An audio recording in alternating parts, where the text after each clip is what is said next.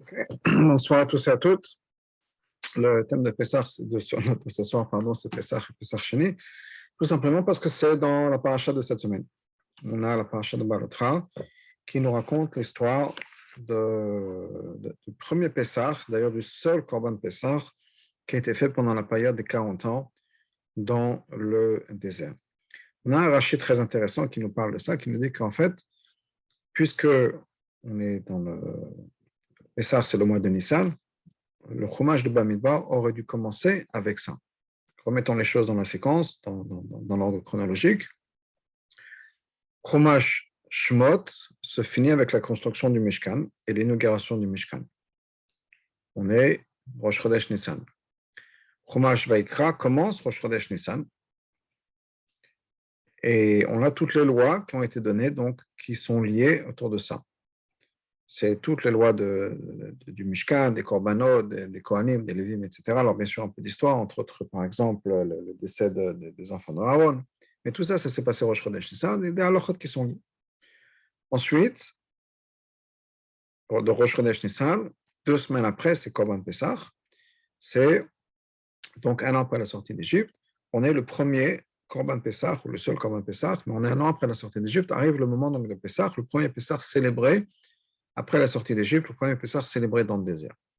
Alors, bien sûr, on sait bien qu'en théorie, ça aurait dû être le seul Pessah célébré dans le désert, puisque le plan, au jour d'aujourd'hui, je dis au jour d'aujourd'hui, dans le sens où on est en ordre de parashiot, on est avant la paracha de Shlach, on est avant l'histoire des Meraglim, des espions. Donc le plan, c'est qu'on rentre en Israël. Ils sont partis en Israël pour explorer, ils reviennent Tisha B'Av, le 9 Av, et là, c'est effectivement la débâcle, et ils vont rester encore 39 ans après. Mais pour l'instant, avant l'histoire des Meraglim, le plan, c'est de rentrer en Israël. Donc, il y a Korban Pessah qui arrive, l'histoire de Pessah qui arrive, et quelques semaines plus tard, on est censé rentrer en Israël. Donc, on est Yudalet Nissan. Le conte, qui est le début de la parasha de Bamidbar, commence plus tard, c'est le mois de Iyar. Donc, normalement, dans l'ordre chronologique, la première chose qui a dû être mentionnée, c'est l'histoire de Pessah, au début de Bamidbar. Mais Rachid nous dit qu'il n'y a pas d'ordre dans la Torah, et donc l'histoire de Korban Pessah a été repoussée à la paracha de Balotra, qui est donc la paracha de cette semaine. Paracha de cette semaine, de la semaine prochaine, c'est Shlach, l'histoire de Meraglim. Mais on en est donc en l'histoire de Korban Pessah. Suite est liée à l'histoire du Korban Pessah, on a la mitzvah de Pessah Sheni, c'est-à-dire que donc Hachem va commander au peuple juif de faire un Korban Pessah. Ils vont le faire, et il y aura ce groupe de gens qui va venir en disant mais c'est pas juste, parce que nous, on ne peut pas amener le Korban Pessah, on est impur. Alors pourquoi est-ce qu'ils sont impurs? Il y a des versions différentes. En tout cas, ils étaient impurs parce qu'ils étaient en contact avec des morts. Il y en a qui disent que c'était les gens qui portaient les cercueils de Yosef et des Shvatim. D'autres qui ont dit que c'était les gens qui avaient sorti et qui s'étaient occupés de l'enterrement de Nadav et Avihu, les 2 enfants d'Aaron qui sont morts au Chodesh Nissan. En tout cas, il y a ce groupe de gens qui ne peuvent pas amener le Korban Pessah parce qu'ils sont impurs. On va voir Moshe en disant c'est pas juste la manigra, pourquoi est-ce que nous on va perdre? On veut aussi avoir une opportunité de faire cette mitzvah.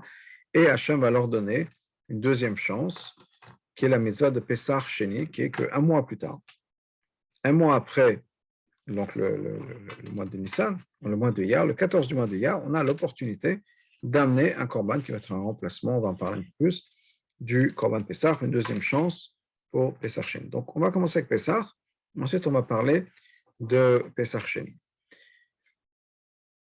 Je vous ai dit quelque chose au départ, que la paracha de Pessah, cette histoire de paracha a été mentionnée plus tard juste dans la paracha de Baalot. Et la raison pour laquelle c'est comme ça, parce que Rachid nous dit que la paracha cette paracha de Korban Pessah est Gnutam chez l'Israël. C'est quelque chose de négatif pour le peuple juif. Et chaque sefer, si on fait attention, chaque sefer, essaie de toujours commencer sur une note positive. Commence toujours sur une note positive. Donc, Bamidbar n'a pas voulu commencer sur une note qui n'était pas positive, et donc on a changé l'ordre des choses, et on a commencé avec l'histoire de Korban Pessah. Qu'est-ce qu'il y a de pas de positif dans cette histoire? Apparemment, ce qui n'a pas de positif dans cette histoire, c'est que le peuple juif, comme Rachid nous dit, n'a amené le Korban Pessah pendant les 40 ans qu'ils ont passé dans le désert, uniquement cette fois-là. C'est la seule fois dans laquelle ils ont amené le Korban Pessah. Les autres années, les 39 ans qui ont suivi après, ils n'ont pas amené le Korban Pessah. Bon, disons, le problème avec ça, c'est qu'ils n'étaient pas censés amener le Korban Pessah. On va partager avec vous le Passouk. Le Passouk dans Shemot, Parashat Bo, qui parle de la halachot du Korban Pessah. Donc, on est dans la Parashat Bo. Hachem nous donne toutes les mitzvot de Pessah, les mitzvot de la sortie d'Égypte, le Korban Pessah. Et donc, on a Passouk Chafalet. Donc, ce n'est pas un queue de bête, Passouk Chafalet. Vaïka Moshe lechol zeknei Israël. Moshe appelle les anciens du peuple juif. Il leur dit Mishchukru lachem, prenez, tzor le mishpotechem, du bétail, des agneaux, aux familles, et sacrifier le Korban Pessah. Je vais passer rapidement. Vous allez mettre du sang sur les poteaux sur les linteaux des maisons, etc. Ne sortez pas. Hachem va passer pour punir Mitzrayim. Ensuite, vous allez garder ça, toutes les lois-là, pour toutes les générations. Et, je crois que je vais prendre 30 secondes, excusez-moi. Je reviens tout de suite, un instant.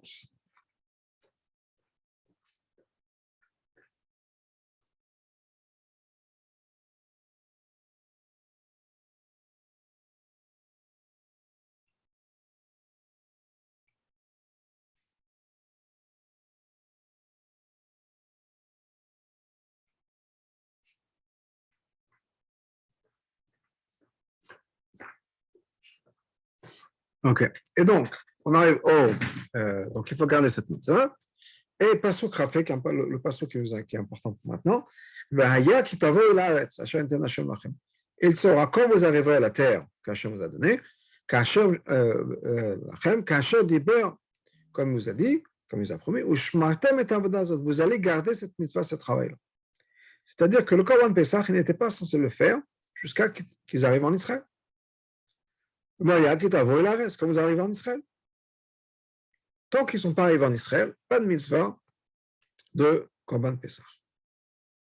Alors, bien sûr, à la base, ça aurait été juste un an, puisque, comme je vous l'ai dit, ils étaient censés rentrer tout de suite d'Égypte en Israël. Ça aurait pris un an, un peu plus, parce que l'histoire des Meraglim. Donc, l'été, un an et quelques mois après la sortie d'Égypte, ils étaient en Israël. Mais en tout cas, il n'y avait pas de mitzvah de Korban Pessah jusqu'à qu'ils arrivent en Israël. Le Pasuk nous dit que ça faisait partie des instructions qu'ils ont reçues avant même de sortir d'Égypte. Quand vous arrivez en Israël, tant qu'ils ne sont pas en Israël, pas de mitzvah de Korban Pessah. Alors pourquoi est-ce qu'il y a un problème?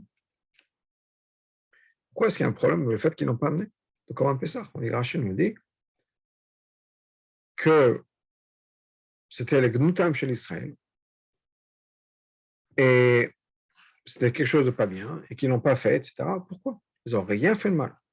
Ils ont gardé et respecté la mitzvah qu'ils avaient. Alors, ce que le rabbi nous explique, c'est qu'il y a quelque chose de très profond dans toute cette histoire. Et la clé de la solution se trouve dans la mitzvah de Pesach Sheni. Quelle est la mitzvah de Pesach Sheni? Donc, il y a ce groupe de gens qui est arrivé. Ce groupe de gens arrive et ils ne peuvent pas amener le Korban Pesach. Ils vont se plaindre à Moshe en disant, voilà, c'est pas juste, etc. Je cherche le psukim pour trouver exactement les mots dans la paracha. Et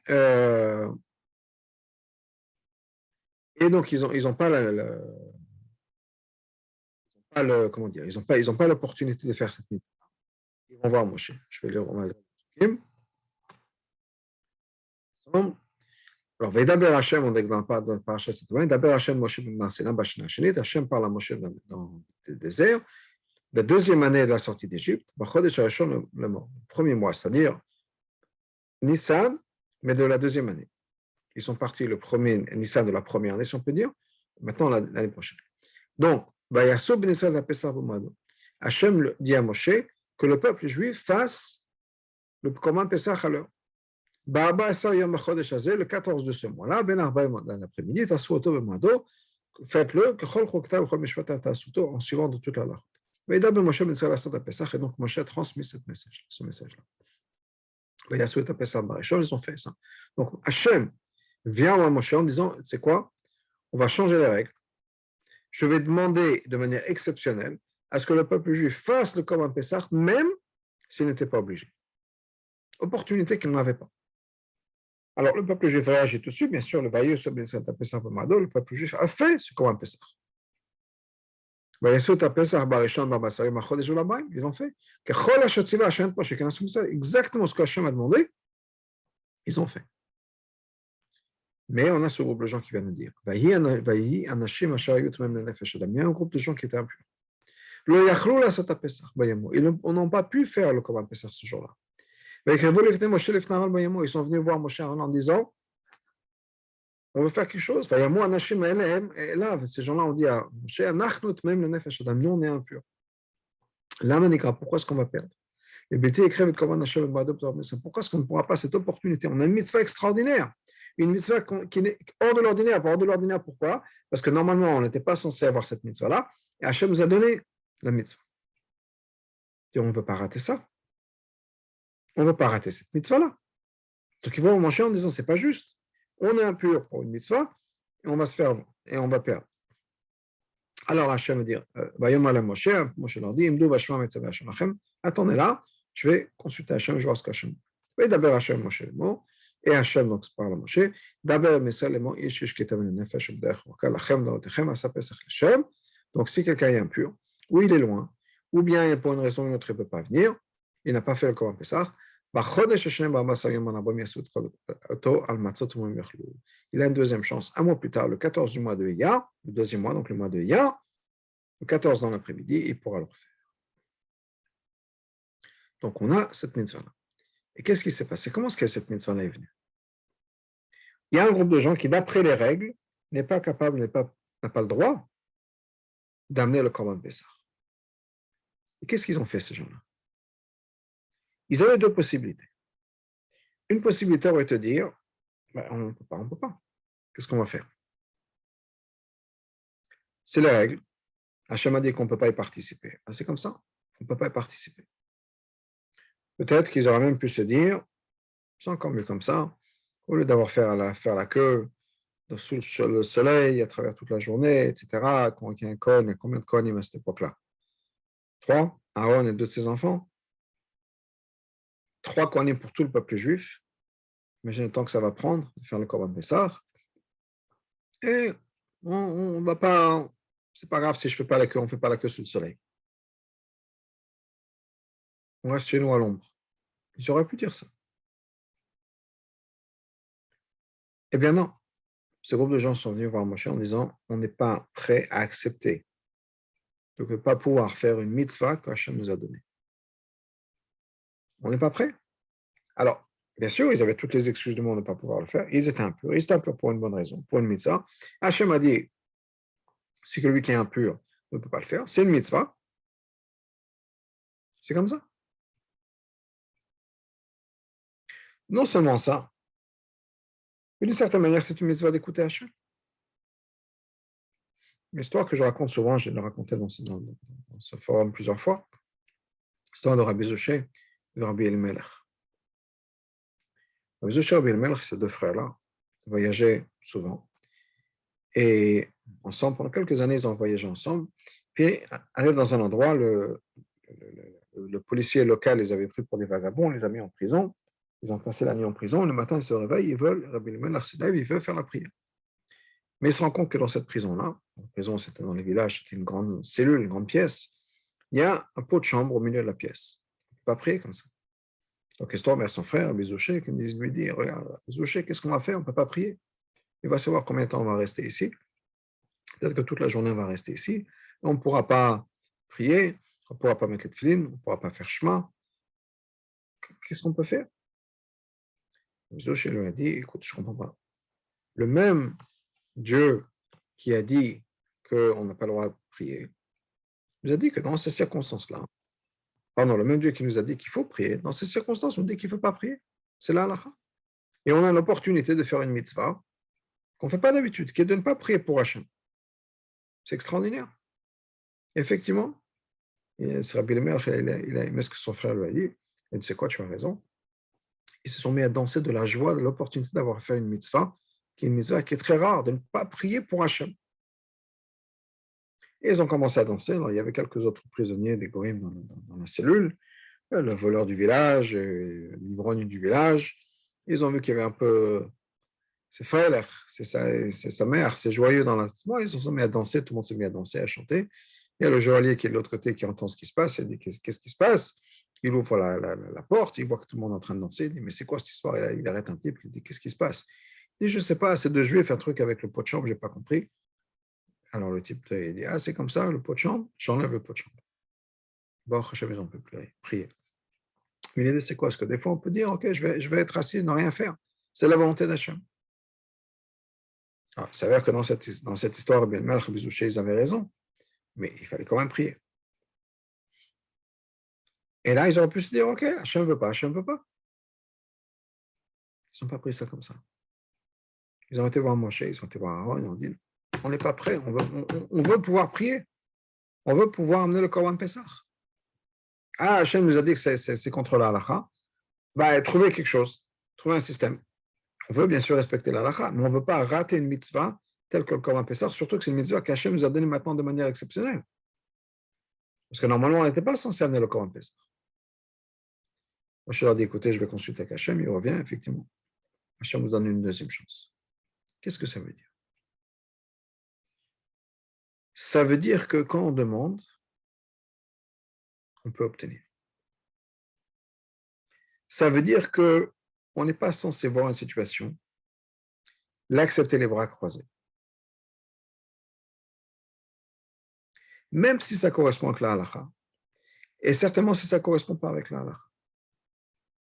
Quand on a une situation qui est contraire à la Torah et au mitzvot, il faut essayer de résoudre cette solution, ce problème. Pas dire c'est comme ça. C'est-à-dire que dans la vie, il y a des fois, il y a des faits. Et on a l'impression que les faits sont comme ça. À nous de s'adapter aux faits. Et des fois, s'adapter aux faits, ça veut dire quoi? Ça veut dire s'adapter au problème, à la problématique qui est liée à ces faits-là. Et de faire des compromis au niveau de la halakha. Parce que c'est comme ça, parce que la vie est comme ça. Parce que si je vais être dur avec mon patron, je vais être renvoyé et je ne vais pas avoir de parnassa. Et donc, des fois, je suis obligé de baisser la tête avec mon patron. Et quand il me demande de rester un peu plus tard pour Shabbat ou de ne pas prendre des jours de Yom Tov, eh ben, je ne peux pas lui dire non. Parce qu'après, je n'aurai plus de parnassa. Des fois, c'est pour Shalom Bayit. Je suis dans une situation, ben voilà, je suis obligé de faire des compromis, etc. Alors, effectivement, il faut demander à un Rav quels sont les compromis qu'on peut faire, etc. Mais le point, ce n'est pas comment gérer une situation. C'est de dire que la situation est immuable et c'est à l'halakha de bouger. Je ne peux rien y faire. Je suis paralysé, je n'ai pas la force de pouvoir changer la situation. Est-ce que l'histoire de Pesach Sheni, cette histoire de Pesach Sheni nous raconte, et ça c'est notamment chez l'Israël, de penser qu'on est dans une situation et qu'on ne peut rien changer à la situation, ce n'est pas quelque chose qui est juif. C'est quelque chose qui n'est pas l'honneur du peuple juif de dire une chose pareille. Le peuple juif aurait dû se dire, ils auraient dû prendre la leçon de Pesach Sheni, que quoi? Que si Hachem veut et qu'on demande, on peut changer les règles du jeu. La preuve, l'histoire de Pesach Sheni. Les règles étaient que quelqu'un qui est impur ne peut pas amener le Korban Pesach. Il y a des gens qui étaient impurs, qui sont venus taper du poing sur la table en disant on n'est pas prêt à accepter ça, on veut avoir l'opportunité de faire cette mitzvah. Et Hachem leur dit très bien, pas de souci. Je vous donnerai cette opportunité. Je vous donnerai cette opportunité.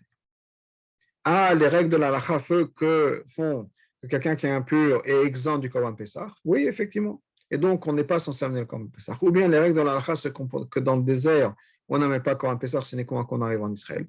Et cette fois-ci, Hachem nous l'a demandé, mais pas après. Effectivement.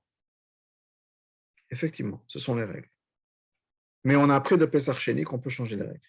Ça ne veut pas dire qu'on peut changer nous-mêmes les règles. On peut demander à Hachem de changer. On peut demander à Hachem de nous donner l'opportunité de faire une mitzvah. Et non seulement ça, mais quand on a cette approche-là, les choses changent. Les choses se mettent en place, comme l'histoire de Pesach Sheni, où les choses effectivement ont changé. Il y a une histoire du Rav Jonathan Sachs, qui était le grand rabbin d'Angleterre, du Royaume-Uni, et qui était jeune élève à l'université, qui était voir le rabbi. Et c'était un été où il avait passé, après les études qu'il avait faites, il avait passé l'été à voir différents, disons, gdolim, si on peut dire, ou les grands maîtres du peuple juif en Amérique. Bien sûr, il est parti rencontrer le rabbi. Et ce qu'il avait fait jusqu'à maintenant, c'était plus ou moins lui qui posait des questions, qui demandait certaines choses, etc., au rabbanim ou al mourim qu'il a rencontré. Et il rentre en Yechidut chez le rabbi, et il pose ses questions. Le rabbi, à un moment, change la conversation, et c'est le rabbi qui maintenant qui l'interroge. Il lui demande combien il y a d'étudiants juifs à Oxford, qu'est-ce qui se passe au niveau caché. Lui, il fait pour la cache-route là-bas. Et il a répondu, il n'était pas un grand rabbin, il était un des élèves là-bas. Il dit, dans la situation dans laquelle je me trouve, c'est difficile de faire des changements. Et le rabbi lui a répondu, personne ne se trouve dans une situation. On ne se trouve pas dans une situation, on se met dans une situation. Et si on se met dans une situation, on peut s'en sortir. On n'est pas limité par la situation, on n'est pas défini par la situation. Il y a un principe de physique dont le rabbi parle aussi. Il s'agit de déterminer est-ce que c'est le soleil qui tourne autour de la Terre ou bien c'est la Terre qui tourne autour du soleil.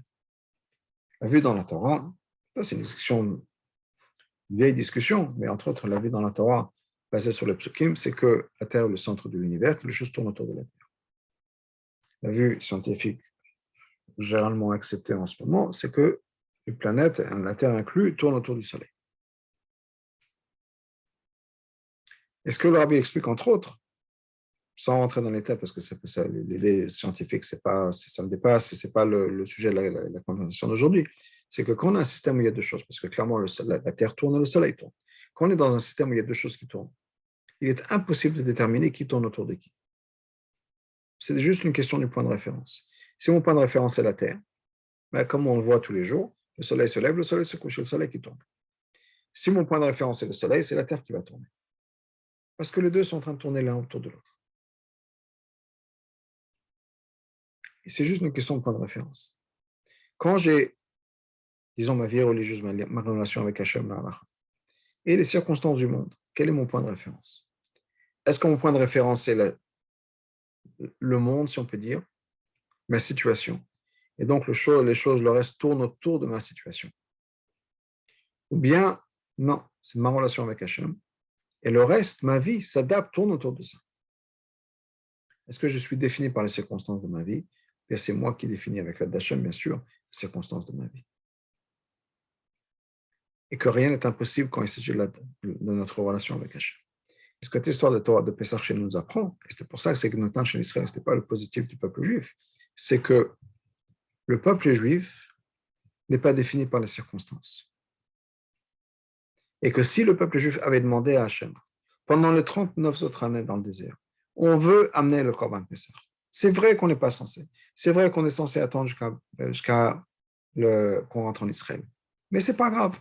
On a appris de Pesach Sheni que si on veut, que si on demande, on peut obtenir. Mais on demande à Hachem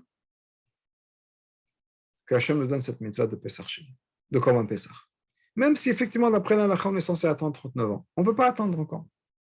On demande à Hachem qu'on ait cette mitzvah-là, sans avoir à attendre.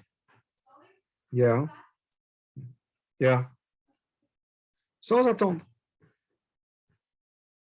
Ils auraient eu cette mitzvah. Et le Gnuta chez Israël, le fait que ce qui n'est pas positif dans le peuple juif, c'est quoi? C'est justement ça, qu'ils n'ont pas demandé.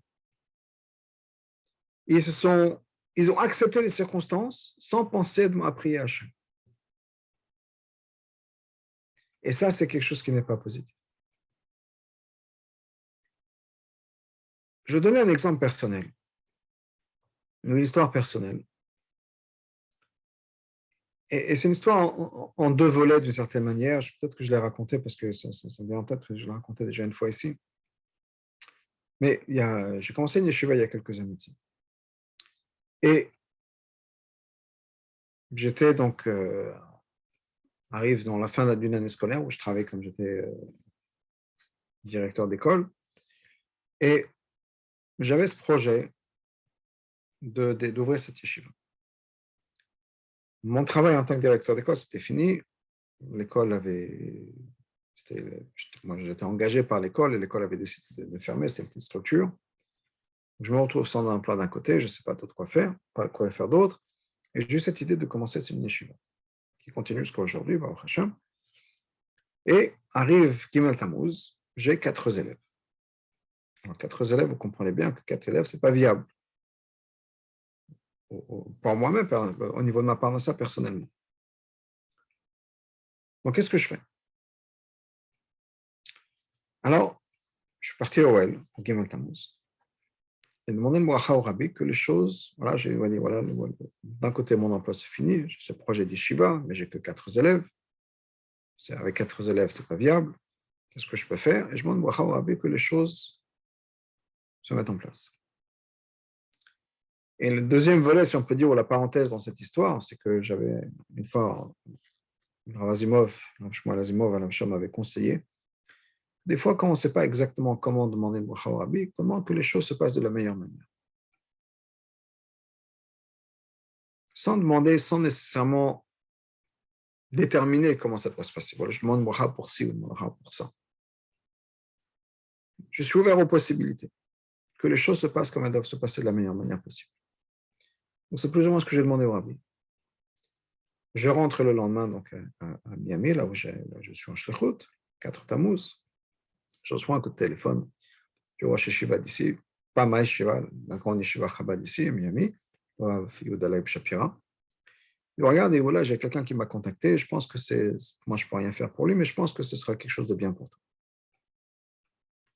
Je me mets en contact et il s'avère que c'est un monsieur qui voulait partir à la Yeshiva.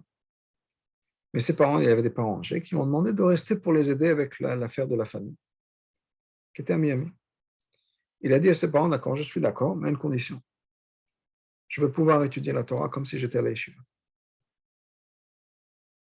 Ses parents, on est d'accord. Ok, donc tu restes à Miami, on te crée ta Yeshiva à toi, si on peut dire. Et donc, il cherchait quelqu'un, une Chavouta, Rosh Yeshiva, qui allait étudier avec lui toute la journée, et il paye le salaire. Ce qui fait que j'ai eu maintenant, au lieu d'avoir 4 élèves, j'ai 5 élèves, mais un des élèves qui ne paye pas juste une scolarité, un élève qui paye mon salaire. Donc les 4 élèves se couvrent eux-mêmes, si on peut dire. J'avais mon salaire. Jamais dans mon imagination la plus folle, j'aurais imaginé qu'il y aurait quelqu'un qui m'aurait payé un salaire pour justement continuer ma yeshiva. Mais ça s'est passé. Parce que c'est la bracha, et c'était cette année, il fallait que ça se passe, je ne sais pas pourquoi. Mais la raison pour laquelle je raconte cette histoire, ce n'est pas parce que c'est nécessairement parce que c'est lié à moi, c'est le fait que des fois, effectivement, quand on est ouvert aux possibilités, les possibilités sont la chaîne, on voit la bracha. C'est juste un exemple, et des exemples, on en a tellement d'autres comme ça. Que il ne faut pas juste dire, ouais, ben, les situations sont telles que, et c'est comme ça. Mais malheureusement, des fois, il y a des gens qui arrivent. Il y a une histoire qu'on raconte, il y a plusieurs autres histoires. L'histoire qu'on raconte d'un certain chassid qui n'était pas en bonne santé, et il a demandé au rabbi permission de quitter sa shlichut à cause de la santé. Et le rabbi a dit, mais je ne te comprends pas. Pourquoi tu ne demandes pas la bracha à l'envers? Demande d'être en bonne santé pour pouvoir continuer ta shlichut. Pourquoi tu demandes d'une certaine manière de rester malade, mais juste permission de quitter la shlichut? Bon, je suis sûr que ce monsieur, c'était dans les années 50. Il a pris sa leçon depuis. Mais l'idée, c'est que des fois, effectivement, on est bloqué dans son problème. On ne peut pas imaginer qu'il y a une vie sans autre chose que ça. Chafetz Chaim, dans la machal, son machal, c'est lié avec la Géoula, mais c'est important, on va y arriver. Il y avait une fois un pauvre qui devait passer de maison en maison, d'appartement en appartement pour lever des fonds. C'était compliqué. Et avec l'âge, ça devenait de plus en plus difficile. Alors, à l'époque, il n'y avait pas vraiment des ascenseurs dans tous les immeubles. Et il devenait fatigué. Puis alors, un jour, il n'en peut plus. Il est dans un étage assez haut, et il est essoufflé, il n'arrive plus. Et il s'arrête pour attraper son souffle. et se dit un jour, je vais être très riche. Quand je vais être riche, je mets des ascenseurs dans tous les immeubles. Comme ça, quand j'aurai besoin d'aller ramasser de l'argent, ce sera facile. Il ne pouvait pas imaginer un monde dans lequel il ne va pas faire ça, ramasser de l'argent. Si déjà tu imagines un monde où tu as tellement d'argent que tu pourras mettre des ascenseurs dans tous les immeubles, pourquoi tu ne peux pas imaginer un monde où tu n'auras pas besoin de mendier? On est coincé dans sa problématique, dans sa vie. Et ça, c'était le problème. Ils ont dit, voilà, on est coincé. Hachem nous a dit, on ne peut pas venir comme un Pessah, on n'a même pas comme un Pessah. Ah, on peut changer, on peut demander, c'est le son comme un Pessah chez nous. Effectivement, on n'y a pas pensé. Et ça, c'est quelque chose qui n'est pas acceptable.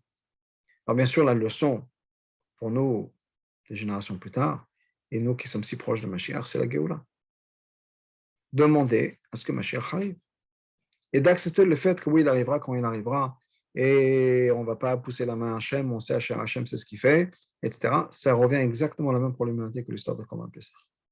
Ce n'est pas du positif, on n'est pas censé penser comme ça, réfléchir comme ça. On est censé prendre de l'avant et voir qu'est-ce qu'on pourrait faire de mieux pour notre relation avec Hachem. C'est ce qu'il faut faire. Alors, revenons à l'histoire de Pessah Sheni. Parce qu'il y a un message aussi très important de Pessah Sheni lui-même. On a un mot très connu du rabbi précédent qui nous dit que Pessah Sheni, Inyan Hu Asishtok Fafan. Pessah Sheni, l'idée de Pessah Sheni, c'est quoi? C'est qu'il n'est jamais trop tard. On peut toujours réparer. Quoi qu'il arrive, on peut toujours réparer. Et le rabbi nous explique comment ça rentre en accord avec la Gemara. Alors, qu'est-ce qu'on a à la Gemara? La Gemara nous donne 3 raisons pour lesquelles il y a Pessah Sheni. 3 chitotes, si on peut dire ce que c'est qu'il y a Pessah Sheni. Une chita qui est l'opinion de Rabbi Yehuda Hanassi qui nous dit que Pessah Sheni, c'est Regel B'fnei Atzmo. C'est un Yom Tov de par lui-même.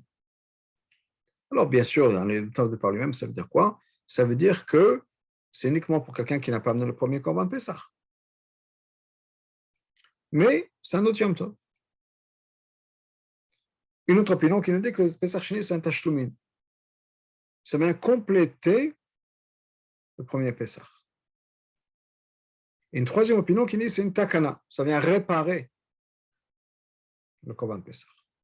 Alors, il y a des nafkamina, si quelqu'un a oublié de faire le premier Korban Pessah, ou bien il a fait exprès de ne pas amener le premier Korban Pessah, est-ce qu'il oublie après le deuxième Korban Pessah? Mais c'est trois manières de voir les choses. Mais apparemment, on dit le Rabbi, de dire que l'enseignement de Pessah Sheni, c'est quoi? L'enseignement de Pessah Sheni, c'est de dire que l'ishtok un fafar n'est jamais trop tard, on peut toujours réparer. C'est d'après les deux opinions. Ces deux opinions qui disent que c'est soit tashlomin, soit un takana, soit c'est pour compléter, soit c'est pour réparer.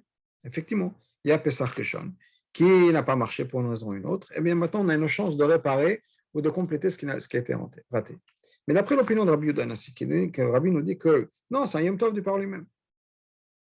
En quoi est-ce que ça nous enseigne que le canal Mofarich que c'est jamais trop tard? Non, c'est un autre Yom Tov. Alors bien sûr, c'est un autre Yom Tov dans le sens, encore une fois, c'est uniquement célébré par les gens qui n'ont pas amené le premier Korban Pessah, c'est clair. Mais c'est un Yom Tov de par lui-même. Il n'y a pas de lien direct, si on peut dire, entre le premier et le deuxième. Enfin, il y a un lien, mais pas le même. Ce n'est pas que un est le rattrapage de l'autre. C'est deux choses. Comment est-ce que ça nous explique qu'on peut toujours répondre? Le Rabbi nous répond en fait, non. C'est justement l'opinion de Rabbi qui nous montre à quel point on peut toujours réparer les choses. Pourquoi? Parce que d'après les deux autres opinions qui nous disent que c'est soit tashlumin, soit un takana, c'est-à-dire soit c'est pour compléter, soit pour réparer. Ça veut dire quoi? C'est-à-dire que normalement, on a une date pour faire les choses. Le premier Korban Pessah. Et si on ne l'a pas fait, ben, Hachem nous donne un peu un rattrapage, une chance de nous rattraper. Mais c'est un b'diavad, ce n'est pas exactement la même chose. Ce n'est pas aussi fort que ça. Alors que d'après l'opinion de Rabbi, ce n'est pas un rattrapage, c'est un Yom Tov de par lui-même. C'est-à-dire que le Korban Pessah a deux périodes. On peut amener le Korban Pessah, soit Yudalef Nissan qui est la première date, soit Yudalef Iyar qui est la deuxième date. C'est-à-dire que non seulement quand on rattrape quelque chose, on a plus ou moins rafistolé ce qu'on a raté. Non. Ce que Pessah nous enseigne, c'est que si on a raté quelque chose, qu'Hachem nous donne une deuxième date de le faire. Cette deuxième date-là, c'est le moment de le faire. Ça a la même valeur et la même force et le même poids que si on avait fait ça depuis le départ. Ça nous montre à quel point la tchouva est forte, ça nous montre à quel point ce rattrapage, on peut dire, de Pesach Sheni est fort. Que ce n'est pas juste parce qu'on va rafistoler les morceaux, bon, ce n'est pas aussi bien que ce que ça doit être. Non. Ça a la force et le pouvoir comme le premier Pesach. Donc, ce que la paracha nous enseigne, c'est quand on est dans une situation, où on a une deuxième chance. Ce n'est pas juste une deuxième chance et c'est pas aussi bien. Non. C'est une opportunité de faire encore mieux. C'est une opportunité de faire des choses extraordinaires. Et ça, c'est quelque chose qu'on a besoin de prendre en compte pour nous aujourd'hui dans notre vie. Il y a des événements qui nous arrivent.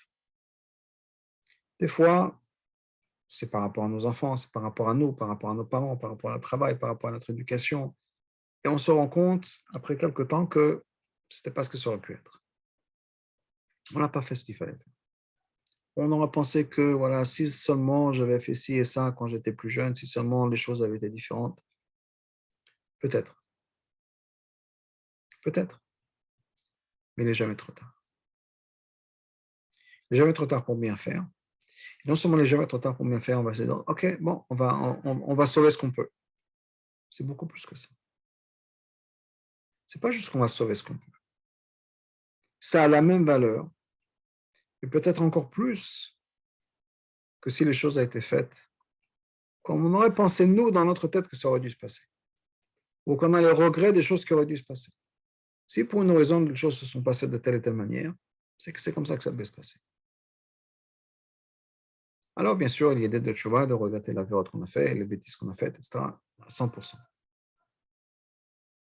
Mais il y a quelque chose de très fort ici.